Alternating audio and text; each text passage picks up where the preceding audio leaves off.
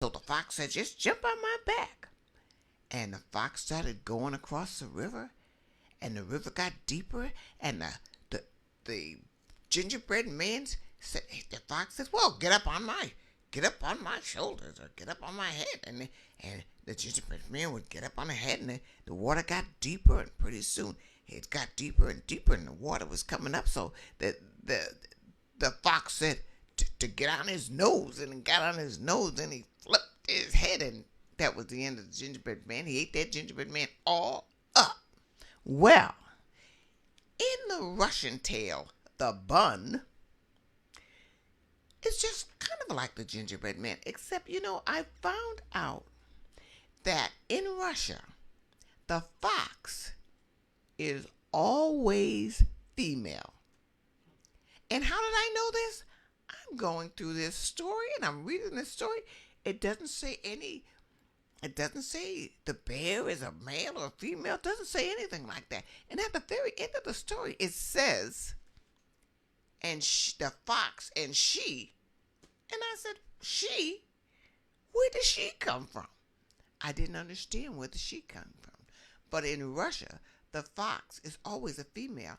And so I looked up some pictures, and she had beautiful red robes on and chains, and she had a beautiful nose and snout and green eyes. She was really very pretty. A fox. But whether male or female, a fox is cunning, right? So that's what I wanted to tell you before I started the story, because I always thought of a fox. When you say fox, I think of male. And I think in most of our stories, in European stories, foxes, you just assume fox is a male. But not here. Fox is always a female. And I read some other things about women in Russia.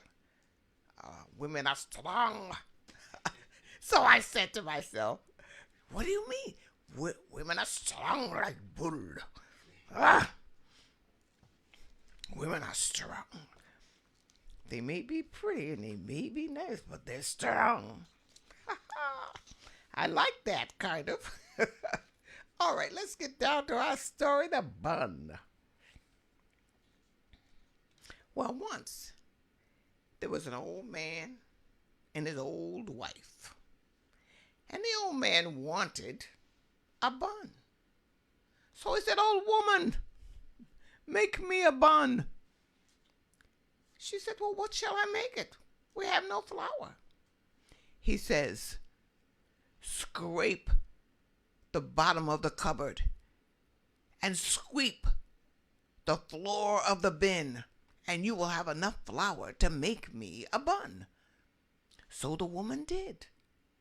She scraped the cupboard floor and she swept the floor of the bin, and she came up with 2 handfuls of flour. Then she kneaded it with cream, and she fried it with butter, and she put it on the windowsill. And it stayed, and it stayed, and it stayed. And it lay there. Well, all of a sudden, the bun, rolled off the windowsill onto the bench, from the bench to the floor, from the floor to the door.